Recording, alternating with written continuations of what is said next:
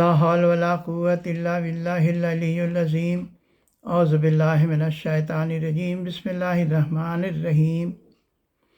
الحمد للہ رب العالمین والصلاة والسلام علی سید الانبیاء والمرسلین وآلہ الطیبین الطاہرین المعصومین۔ اما بعد فقد قال اللہ تبارک و تعالی فی کتابہ المبین وہو اصدق الصادقین۔ بسم اللہ الرحمن الرحیم۔ وما خلقت الجن والانس الا لیعبدون۔ اللہم صلی علی محمد وآل محمد۔ میں نے سورہ ذاریات کی آیت نمبر 56 کی تلاوت کا شرف حاصل کیا ہے۔ اللہ رب العزت فرماتا ہے کہ میں نے انسانوں کو اور جنوں کو اپنی عبادت کے لیے پیدا کیا ہے۔ کوئی بھی کام جو رضا الہی کے لیے کیا جائے وہ عبادت ہے۔ اگر ہم کوئی بھی عمل انجام دیتے ہیں اور اس میں اگر ہماری نفس کی خواہش مضمر ہے یا ہم اپنے نفس کی خواہش کے لیے اپنے نفس کو خوش کرنے کے لیے انجام دیتے ہیں تو وہ نفس پرستی کہی جا سکتی ہے، عبادت نہیں ہے۔ اسی طرح اگر ہم کسی صاحب منصب کو یا کسی عہدیدار کو خوش کرنے کے لیے کوئی عمل انجام دیتے ہیں تو وہ شرک ہو سکتا ہے، وہ بت پرستی ہو سکتی ہے، لیکن وہ عبادت نہیں کہی جا سکتی۔ اگر ہم کوئی کام اللہ کی رضا کے لیے کریں اور ساتھ ساتھ دنیاوی مفاد بھی پیش نظر ہو تو وہ کام دوگانہ پرستی ہوگی، وہ عبادت نہیں ہوگی۔ عبادت کے لیے ضروری ہے کہ ہم کوئی بھی عمل انجام دیں، کوئی بھی فعل، کوئی بھی ہمارا عمل ہو، کوئی بھی کام ہو، وہ اللہ کی رضا کے لیے ہو۔ سوال یہ اٹھتا ہے کہ ایک عام مفہوم یہ ہے کہ صرف جو عبادت ہے اس میں وہ نماز، روزہ، حج اور زکوٰۃ نہیں، ہماری پوری زندگی، اسلام ہماری پوری زندگی کا احاطہ کرتا ہے۔ اسلام میں جو ہمارے احکام شریعت ہیں وہ ایسا نہیں ہے کہ یہ دین اسلام کچھ اذکار کے ساتھ منسوب ہے کہ یہ اذکار ہم کر لیں گے تو ہم مسلمان کہے جائیں گے، نہیں، بلکہ دین اسلام یہ جزو حیات نہیں ہے، کل حیات ہے۔ ہمارے حیات کا ایک ایک لمحہ ہمارے قانون شریعت کے اندر آتا ہے۔ ہر چیز معاشرے میں جب ہم ایک دوسرے کے ساتھ معاشرتی فعل انجام دیتے ہیں تو اس کے لیے بھی شرع کا قانون ہے کہ ہمیں کس طرح اس معاشرے میں رہنا ہے۔ عبادت کے لیے کچھ احکام جو واجبات میں ہیں، جس میں سب سے زیادہ ایک ضروری فعل انجام جو کہا گیا ہے کہ سورہ طٰہٰ کی آیت نمبر 14 میں اللہ تعالیٰ نے کہا ہے کہ اقم الصلاۃ لذکری، تم نماز قائم کرو تاکہ تم ہمارے یاد میں رہو۔ تو اللہ کی یاد اور اللہ کی رضا یہ سب سے اہم ہے اور اس کے لیے ضروری ہے کہ ہم نماز قائم کریں۔ اس لیے آج عبادت کے سارے جز یا ساری باتوں کو تفصیلاً آپ کے سامنے بیان نہیں کرنا ہے، صرف ہمارا جو آج کا موضوع ہے وہ نماز کے متعلق ہے کہ نماز میں ہمیں کس طرح ہم نماز ادا کریں تاکہ وہ اللہ تعالیٰ کے رضا یا اللہ تعالیٰ کے قربت کی حامل ہو۔ اس لیے کہ کوئی بھی ہم عبادت انجام دیتے ہیں تو اس وقت قصد قربت شرط ہوتی ہے۔ یہ نیت ہی ہے جو ہمارے عمل کو عبادت بناتی ہے۔ اگر نیت نہیں ہو، جس طرح جسم اور روح میں روح اہم ہے، اسی طرح ہمارے کسی بھی عمل میں نیت زیادہ اہم ہوتی ہے۔ یہ نیت ہے جو کسی کام کے لیے ہم کو عبادت بناتی ہے، نہ تو نیت ہی ہے جو اس کو شرک بنا دیتی ہے، اس کو دوگانہ پرستی بنا دیتی ہے، نفس پرستی بنا دیتی ہے۔ تو آج جو سب سے اہم اللہ کی عبادت ہے کہ اللہ نے کہا کہ اگر تمہیں ہمیں یا ہماری یاد میں رہنا ہے تو تم نماز قائم کرو۔ تو نماز کے ہی ہم آج ارکان بیان کرنا چاہتے ہیں کہ نماز کے ارکان کیا کیا ہیں، نماز کے واجبات کیا کیا ہیں۔ لیکن اس کے پہلے کہ ہمیں یہ جاننا ہوگا کہ ہم جب نماز کے لیے آمادہ ہوتے ہیں تو اس کی شرائط کیا کیا ہیں۔ جیسے کہ نماز اگر ہم پڑھنے کے لیے کھڑے ہوئے تو نماز نماز بھی دو طرح کی ہے، واجب نمازیں ہیں اور مستحب نمازیں ہیں۔ ابھی ہم اپنا ذکر پہلے واجب نمازوں تک ہی محدود رکھتے ہیں۔ تو واجب نمازیں، ان کے اوقات اللہ کی طرف سے مقرر کردہ ہیں۔ صبح کی فجر کی نماز ہے، ظہر کی نماز ہے، عصر کی نماز ہے، مغرب کی نماز ہے، عشاء، یعنی یہ کہ 5 وقت کی نماز ہے جس کو ہم ادا واجب قربتاً اللہ کی نیت سے پڑھتے ہیں۔ تو ہمیں پہلے تو اس مقررہ وقت میں یہ فعل انجام دینا ہوگا۔ اگر اس مقررہ وقت کے اگر ہم باہر اس فعل کو انجام دیں گے تو یہ عبادت نہیں ہو سکتی ہے۔ اب یہ مقررہ وقت فجر کا کیا ہے، ظہر کا کیا ہے، عصر کا کیا ہے، مغرب کا کیا ہے، عشاء کا کیا ہے، یہ شریعت میں مقرر کیا ہوا ہے۔ شیعہ فقہ کے مطابق صبح فجر کا جو وقت ہے وہ جب صبح کاذب کے بعد جب صبح صادق نمودار ہوتی ہے، یعنی طلوع فجر سے لے کے طلوع آفتاب تک ہے۔ اسی طرح ظہر کا جو وقت ہے وہ جب سورج نصف النہار پر پہنچ جاتا ہے اور زوال، جیسے ہی زوال شروع ہوتا ہے تو یہ زوال عرفی سے شروع ہوتا ہے ظہر کا وقت۔ اور ظہر کا مخصوص وقت ہے وہ اتنا وقت جتنا میں ظہر کی نماز ادا کی جائے، وہ ظہر کا مخصوص وقت ہے، اس میں عصر کی نماز ادا نہیں کی جاتی ہے۔ اسی طرح عصر کا وقت ہے تو عصر کا ایک مخصوص وقت ہے اور ظہر اور عصر کا کچھ مشترک وقت ہے۔ عصر کا مخصوص وقت وہ ہے کہ جو سورج غروب ہونے کے ٹھیک پہلے اتنا وقت جس میں صرف عصر کی نماز ادا کی جا سکتی ہے، اس میں ظہر کی نماز ادا نہیں کی جا سکتی، وہ مخصوص وقت عصر کا ہے۔ اور اس درمیان میں ظہر اور عصر کے جو وقت ہیں وہ مشترک ہیں۔ اسی طرح مغرب کا وقت ہے کہ سورج غروب ہونے کے بعد جیسے ہی لالی وہاں سے زائل ہوتی ہے، وہ سورج غروب ہونے کے بعد مغرب کا وقت شروع ہو جاتا ہے۔ اور جب یہ مغرب کا وقت اس وقت تک رہتا ہے، اس کا جو مخصوص وقت ہے کہ جتنا میں ہم 3 رکعت مغرب کی نماز ادا کر سکیں۔ عشاء کا وقت آدھی رات کا جو مخصوص وقت ہے کہ جس میں صرف عشاء کی نماز ادا کر سکیں، اس کے بعد وہ آدھی رات کا وقت ختم ہو جاتا ہے تو وہ عشاء کا مخصوص وقت ہے۔ اور اس وقت سے لے کر کے عشاء کے آدھی رات کے وقت تک کے یہ مغرب اور عشاء کا مخصوص وقت ہے۔ بہرحال یہ جو کچھ شرائط نماز ہیں، جیسے یہ مخصوص اوقات۔ دوسری چیزیں ہیں کہ قبلہ رو، جب ہم نماز کے لیے کھڑے ہوں تو ہمیں قبلہ رو ہونا چاہیے، ہمارا چہرہ ہم قبلہ کی طرف یعنی خانہ کعبہ کی طرف ہمارا رخ ہونا چاہیے۔ یہ دوسری شرط ہے۔ تیسری شرط ہے کہ جب ہم نماز کے لیے آمادہ ہوتے ہیں تو وہ جگہ غصبی نہیں ہونی چاہیے، جگہ پاک اور صاف ہونی چاہیے۔ کم از کم سجدہ کی جگہ تو ضرور ہی پاک ہونی چاہیے۔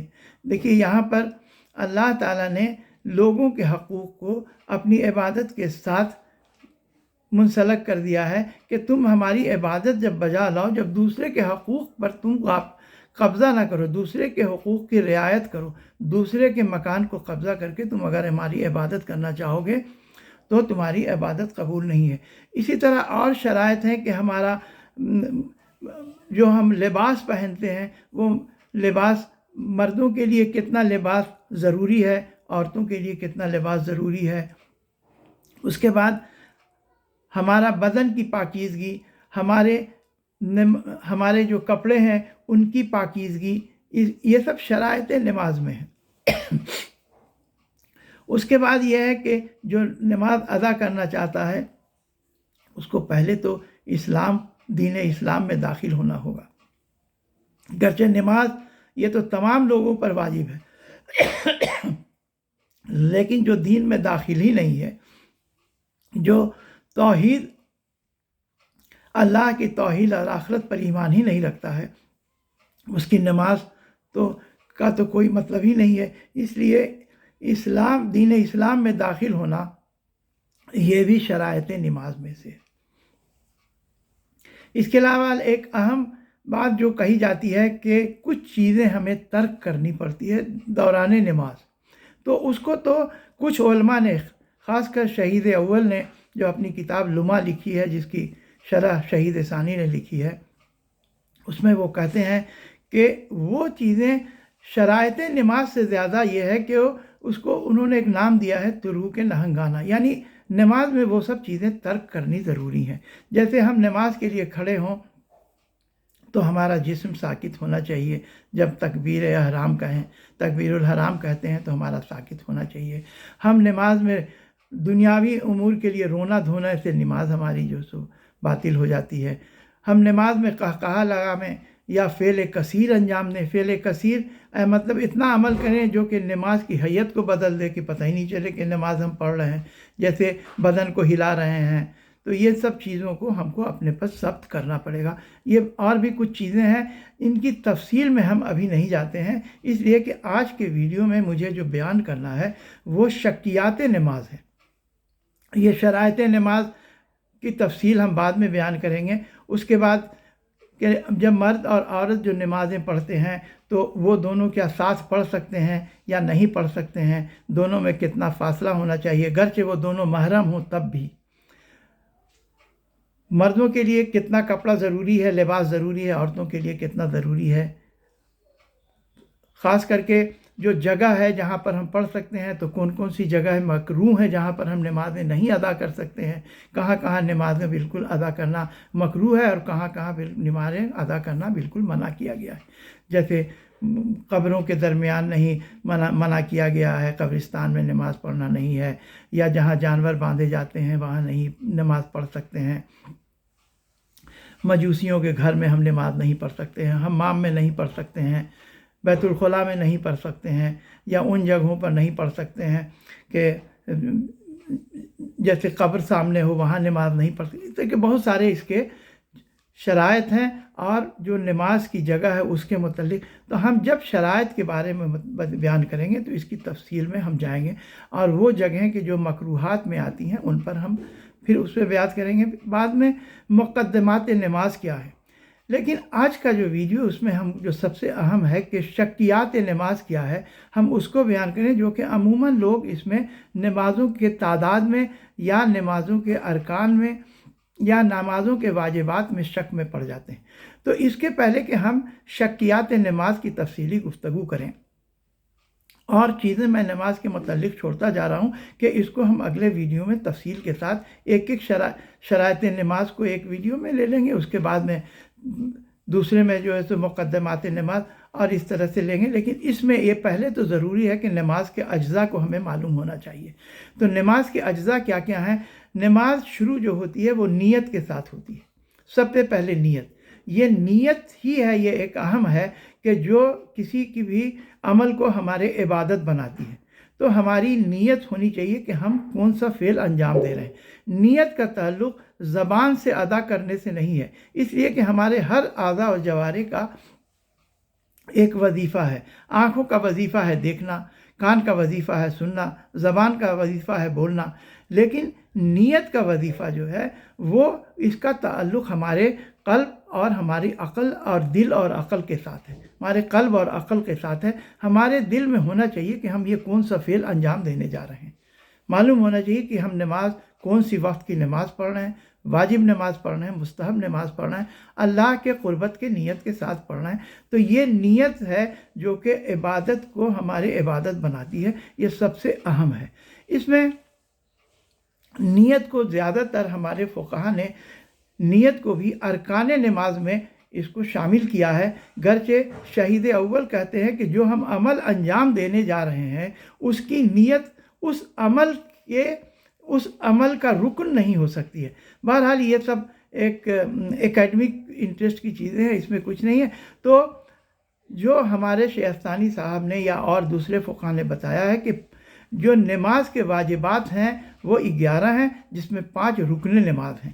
تو 5 رکن نماز ہے، اور واجبات کیا ہیں؟ یہ اجزائے نماز کو پہلے ہم جان لیں۔ اجزائے نماز یعنی نماز شروع ہوتی ہے نیت سے۔ جب ہماری نیت ہے کہ ہم کون سا عمل انجام دینے جا رہے ہیں، یعنی ہم یہ صبح کی نماز پڑھنے جا رہے ہیں، ظہر کی نماز پڑھنے جا رہے ہیں، یہ نیت ہمارے دل میں زبان سے ادا کرنا کوئی ضروری نہیں ہے۔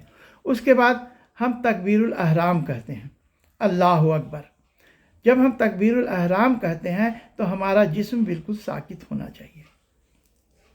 تکبیر الاحرام کا مطلب یہ ہے کہ اب ہم نماز کے ارکان میں، واجبات میں داخل ہو گئے اور بہت ساری چیزیں اب ہم پر حرام ہو گئی۔ جیسے ہم حج کے لیے جاتے ہیں اور ہم کہتے ہیں لبیک اللہم لبیک، تو لبیک کہتے ساتھ ہی ہم پر بہت ساری چیزیں حرام ہو جاتی ہیں، ہم ارکان حج میں داخل ہو جاتے ہیں۔ اسی طرح جب ہم تکبیر الاحرام کہتے ہیں اللہ اکبر، تو ہم پر بہت سی چیزیں حرام ہو جاتی ہیں۔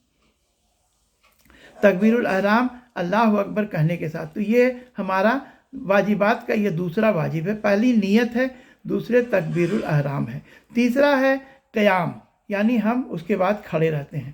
تو اس میں قیام جو رکوع کے پہلے کا ہے، جو متصل ہے، یعنی بالکل اتصال میں ہے، ایڈجسنٹ ٹو دا رکوع ہے، اسے ہم کہتے ہیں قیام متصل رکوع۔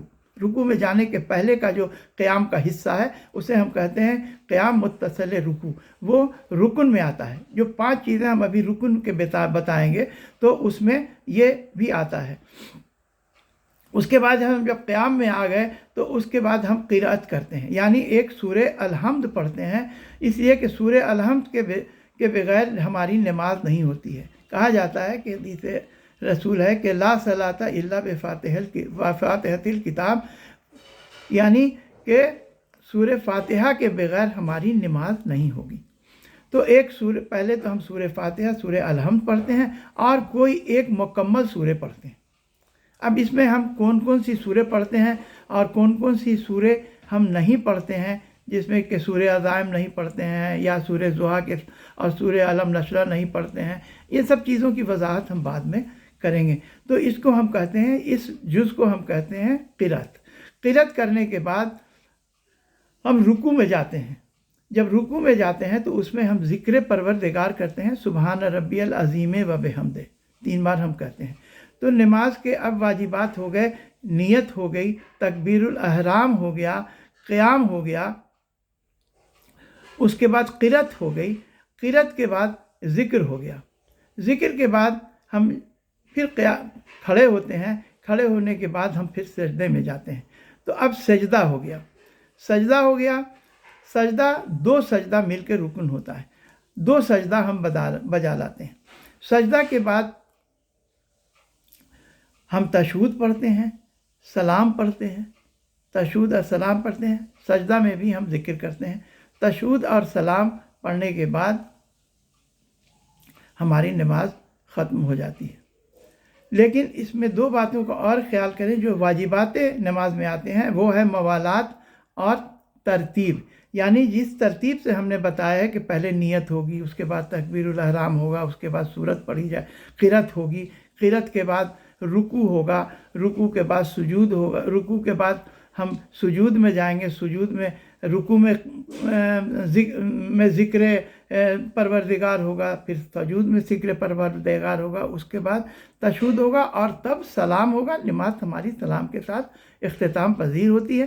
لیکن یہ اسی ترتیب سے، اگر ہم پہلے سلام پڑھ لیں بعد میں تشہد پڑھیں، ہم پہلے رکوع میں چلے جائیں بعد میں ہم یہ کر لیں، تو یہاں پر ترتیب قائم نہیں رہتی ہے۔ تو یہ واجبات، اس کا مطلب ہے کہ واجبات ہماری ادا نہیں ہوئی۔ تو یہ ترتیب بھی واجبات نماز میں سے ہے۔ اس کے بعد ہے موالات۔ یہ موالات کا مطلب ہے کہ جو ہمارا عمل ہے نماز کا، یہ پے در پہ ایک کے بعد دوسرا آنا چاہیے۔ جیسے ہم نے تکبیر کہی، نیت کی، تکبیر کہی، تکبیر کے بعد ہم کو سورہ جو ہے جسے ہم قرأت کہتے ہیں وہ شروع کر دینا چاہیے۔ یہ نہیں کہ تکبیر کرنے کے بعد ہم خاموش کھڑے ہیں بہت دیر تک، اس سے نماز کی شکل ہی بدل جائے گی۔ اس کے بعد ہم جب سورہ پڑھ لیا تو ہم اس کے بعد رکوع میں جاتے ہیں۔ تو رکوع میں ہم جاتے ہیں تو یہ سب ایک کے بعد دوسرے پے در پے ہونا چاہیے، اسی کو کہتے ہیں موالات۔ تو ہماری 11 چیزیں جو ہو گئیں یہ واجبات نماز ہیں۔ واجبات نماز کیا ہے کہ نیت، تکبیر الاحرام، اس کے بعد قیام، قیام کے بعد قرأت، قرأت کے بعد رکوع، رکوع میں ذکر، ذکر کے بعد ہم جائیں گے تو سجدے، سجدے کے بعد تشہد، سلام، اور یہ एक के बाद दूसरा तरतीब ज़रूरी है और मवालात ज़रूरी है। ये 11 चीज़ें हैं। इन 11 वाजिबात में 5 चीज़ें रुकन नमाज कही जाती हैं। रुकन नमाज का मतलब यह है कि हमारी नीयत, अगर हमारी नीयत ही नहीं होगी तो फिर अंजाम ही नहीं पाएगा। तो ये रुकन नमाज है। दूसरा है तकबीरुल अहराम। जब तक हम अल्लाह की किबरियाई नहीं बयान करें, अल्लाह ये नहीं करें, तब तक हम इस अमल में दाखिल ही नहीं होते हैं। तब बहुत सारी चीज़ें उस पर हम पर हराम हो जाती हैं। और क्या क्या चीज़ें हराम होती, इस पर हम लोग बाद में बात करेंगे। तो तकबीरुल अहराम ये दूसरा रुकन हो गया। तीसरा है कि रुकू के पहले हमें क़याम के हालत में होना चाहिए, जिसे कहते हैं क़याम बमुत्तसिल रुकू। ये तीसरा रुकन हो गया। चौथा रुकन है वो रुकू, और पांचवा रुकन है सुजूद। एक सजदा रुकन नहीं होता है, 2 सजदे मिलकर रुकू कहलाते हैं। अब ये 2 सजदे क्यों करते हैं, इसके लिए मौला से पूछा गया, उन्होंने बताया, लेकिन चूंकि अभी वक्त नहीं है तो इसको बाद में इसका तफसीली हम लोग बयान करेंगे। तो ये 5 चीज़ें जो हैं वो रुकन हैं और 11 वाजिबात हैं। तो इन दोनों की अहमियत क्या है? अहमियत ये है कि अगर रुकन हमको सहवन या अमदन या जानबूझकर या भूले से अगर छूट गया तो हमारी नमाज बातिल है। लेकिन और जो वाजिबात हमने बयान किया वो अगर हमारा छूट गया गलती से, अगर आमदन छूट गया जानबूझकर, तब तो नमाज बातिल है। लेकिन अगर गलती से छूट गया तो उसके लिए शरीयत ने बताया है कि तुम्हारी नमाज बातिल नहीं होगी। उसको सही करने के तरीक़े क्या हैं, वो जो गलतियां तुमने की हैं जो वाजिबात में, उनको तुम सही किस तरह से कर सकते हो। तो आज का जो हमारा वीडियो सिर्फ उसी से मुतल्लिक़ है। बस जल्दी जल्दी 2-4 बातें कि रुकन नमाज सहवन या आमदन नमाज को बातिल कर देती है, लेकिन वाजिबात नमाज जो है, जो रुकन के अलावा जो चीज़ें हैं, वो अगर सहवन छूट जाए, आमदन छूटेंगी तो बातिल हो जाएगी, सहवन छूट जाए यानी गलती से छूट जाए तो उसका तदारुक किया जा सकता है। उसके लिए शरीयत में बताया गया है कि तुम्हें क्या करना चाहिए। अब जो हमारे अज्ज़ाए नमाज हैं, जो आम तौर से लोगों को शक गुज़रता है, वो या तो किसी अज्ज़ा में गुज़रता है, यानी हमने तशहुद नहीं पढ़ा, और दूसरी रकात में हमको जब बैठते हैं, जो बैठने की हालत को क़ऊद कहा जाता है, जब खड़े होते हैं तो क़याम कहा जाता है, तो हम क़ऊद की हालत में दूसरी रकात में तशहुद पढ़ के खड़े होते हैं। अगर हम भूल गए या हमने तशहुद के साथ सलाम भी पढ़ लिया तो हमें क्या करना है? यानी पहला तो यह है कि अगर अज्ज़ाए नमाज में गलती हुई तो हम क्या करेंगे, और दूसरी बात है कि अगर हमें नमाज की तादाद में गलती हुई तो हम क्या करेंगे। नमाज की तादाद में अगर गलती हुई कि ये दूसरी रकात है कि तीसरी है, चौथी है, जो आम तौर से होता है, तो पहले हम इसी को बयान कर लेते हैं। उसके बाद अज्ज़ाए नमाज का नहीं होगा तो अगले वीडियो में इंशाल्लाह हम लोग बात करेंगे। अगर मान लिया कि हम खड़े हुए और हम 2 रकाती नमाज पढ़ रहे हैं और हमको शक हुआ कि पहली है कि दूसरी है, तो हमारी नमाज बातिल है। इसमें कोई दो राय नहीं है कि इसमें नमाज बातिल है। या हम 4 रकाती नमाज जब कसर की नीयत से पढ़ रहे हैं, तो चूँकि वो 2 ही रकत पढ़ते हैं, इसमें भी अगर तादाद रकत में शक हुआ कि कौन सी रकत हम पढ़ रहे हैं, तो ये नमाज बातिल है, दोबारा अदा करनी होगी। तीसरी रकात यानी मगरिब की रकात अगर हम पढ़ रहे हैं और इसमें भी अगर शक गुजरा कि ये दूसरी है या तीसरी है या पहली है, तो नमाज बातिल है। यानी 2 रकाती नमाज और 3 रकाती नमाज में अगर शक होता है तो उसका तदारुक नहीं हो सकता है, उसमें दोबारा नमाज पढ़नी होगी, ये नमाज बातिल है। ये सिर्फ 4 रकाती नमाजों में ही जब शक गुजरता है तो उसका तदारुक किया जा सकता है। लेकिन 4 रकाती नमाजों में भी अगर पहली रकत में शक है कि ये हमने पहली पढ़ा था कि नहीं पढ़ा था, तो उसमें भी नमाज बातिल है। अगर दूसरे सजदे के पहले यानी दूसरा सजदा जब मुकम्मल हो गया, दूसरी रकत का सजदा जब मुकम्मल हो गया, उसके बाद शक अगर गुजरेगा, तब तो नमाज के लिए तदारुक की गुंजाइश है। अगर दूसरा सजदा के पहले शक होता है तो फिर नमाज बातिल है। या अगर हमको ये शक हो कि पता नहीं हमने 2 रकत पढ़ी है कि 5 रकत पढ़ी है, या 3 रकत पढ़ी है कि 6 रकत पढ़ी है, 4 रकत पढ़ी है, 6 रकत पढ़ी है, इन सब हाथों में भी नमाज बातिल है। नमाज सही कहाँ होती है कि अगर हम नमाज पढ़ रहे हैं और दूसरा सजदा हमारा मुकम्मल हो चुका है, तब तदारुक की गुंजाइश है। यानी दूसरा सजदा हमने मुकम्मल कर लिया और अब हमको शक हुआ कि पता नहीं ये दूसरा सजदा मुकम्मल किया कि तीसरा सजदा मुकम्मल किया है, तो उसमें हमको बिना रखनी होगी तीसरे सजदे की कि हमने 3 सजदा मुकम्मल कर लिया। तो अगर हमने दूसरा किया होगा तो 1 रकत का यहाँ फ़र्क हो गया और हम यहाँ पर नमाज इसको 3 पर बिना रख के नमाज ख़त्म करेंगे। और चूँकि 1 रकत हमारी छूट गई है, यानी तीसरा था तो सही था, और अगर दूसरी थी तो हमारी 1 रकत की कमी वाक़ई हो गई। उसके लिए हम 1 रकत नमाज एहतियात बाद में अंजाम देते हैं। नमाज एहतियात का तरीक़ा क्या है, यह हम लोग बाद में इसकी बात करेंगे। उसी तरह अगर हमको शक गुज़रा कि ये दूसरी रकत है कि चौथी रकत है, दूसरा सजदा मुकम्मल हो गया, जब हम बैठे हुए हैं तो अब हमको हुआ कि ये पता नहीं ये दूसरा सजदा मुकम्मल हुआ या चौथा हो गया, तो ऐसी हालत में हमको चौथे पर बिना रखनी होगी कि नहीं 4 मुकम्मल हो गया, नमाज तमाम करेंगे। लेकिन इस हालत में अगर चौथी रकत थी तो सही थी, लेकिन अगर दूसरी रकत थी तो 2 रकत की नमाज का फ़र्क हो गया, तो ऐसे में हम खड़े होकर 2 रकत नमाज एहतियात पढ़ेंगे। 1 रकत नमाज एहतियात के पहले के एवज़ में हम 2 रकत बैठ कर भी अंजाम दे सकते हैं, ये एक अलग है। तो जब हमको 2 और 3 में शक हो तो हम ज़्यादा वाले यानी 3 पर बिना रखेंगे। 2 और 4 पर अगर शक हो तो हम 4 पर बिना रखेंगे। और अगर शक हुआ कि पता नहीं ये दूसरी थी कि तीसरी थी कि चौथी थी, यानी 3 शक आ गया हमको कि पता नहीं दूसरी कि तीसरी या चौथी रकत थी, तो ऐसी हालत में जो वजीफ़ा है वो ये है कि हमको 2 रकत बाद में हमको चौथी पर बिना रख के नमाज तमाम करनी होगी कि ये चौथी हमने पढ़ लिया नमाज। अब इसमें जो हमको कमी वाक़ई हो गई, उसके लिए जो शरीयत ने कहा है कि तुम 2 रकत खड़े होकर नमाज एहतियात पढ़ो और 2 रकत बैठकर नमाज एहतियात पढ़ो। ये जब 3 तरह का शक हो, उसके बाद अगर हम तीसरा सजदा, अगर हम सजदे से सर उठाया और हमको ये है कि पता नहीं ये तीसरा है या चौथा, जो कि सबसे आम है, ये सबसे ज़्यादा कि तीसरी और चौथी रकत में शक होना ये बहुत ही आम बात है कि ये हमने तीसरा सजदा मुकम्मल किया या चौथा किया, तो ऐसे में हमको इसको 4 रकत मान करके नमाज को ख़त्म करना होगा और जो 1 रकत की कमी है उसको नमाज एहतियात के तौर पर 1 रकत नमाज पढ़नी पड़ेगी।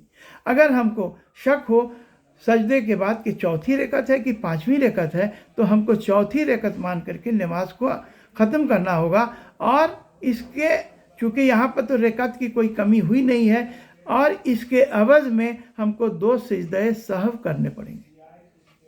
अब अगर हमको ये तो हुआ कि हमको शक गुज़रा जब हम क़ऊद के हालत में यानी बैठे हालत में हैं और हमने सजदा मुकम्मल कर लिया। अब मान लिया कि हम खड़े हो गए, अब हम खड़े हो गए तो इसका मतलब है कि अगर हमने 2 सजदे मुकम्मल कर लिए तो जो खड़े हुए तो ये तीसरी रकत है। अगर हमको शक गुज़रा कि पता नहीं ये तीसरी रकत थी कि चौथी रकत थी, तो उस हालत में भी हमको बिना 4 पर रखनी पड़ेगी और हमको नमाज ख़त्म करके 1 रकत नमाज एहतियात पढ़नी पड़ेगी। और अगर हमको शक हुआ खड़े होने के बाद कि ये चौथी रकत थी कि 5वीं रकत थी, तो चौथी रकत का मतलब ये है कि हम 3 सजदा मुकम्मल कर चुके हैं और चौथी में खड़े हुए हैं। तो ऐसे में हमको क्या करना होगा कि अभी 1 रकत तो अभी बाकी थी, लेकिन हम वहीं बैठ जाएंगे, नमाज को मुकम्मल करेंगे और 1 रकत नमाज एहतियात पढ़ेंगे। यानी क़याम के हालत में अगर हमको 4 और 5 में शक है तो हम उसको 4 पर बिना रख के नमाज ख़त्म करेंगे और 1 रकत नमाज एहतियात पढ़ेंगे। अगर हमको शक है कि खड़े होने के वक्त में कि ये तीसरी है कि 5वीं है, तो ये बिल्कुल सूरत वैसे ही है कि जो दूसरी और चौथी की क़ऊद के हालत में थी। यानी अब हमको शक है कि ये पता नहीं ये तीसरी है कि 5वीं है, तो इसको हमको चौथे पर बिना रख के नमाज ख़त्म करनी पड़ेगी और इसके लिए हमको 2 रकत नमाज एहतियात पढ़नी पड़ेगी। अब अगर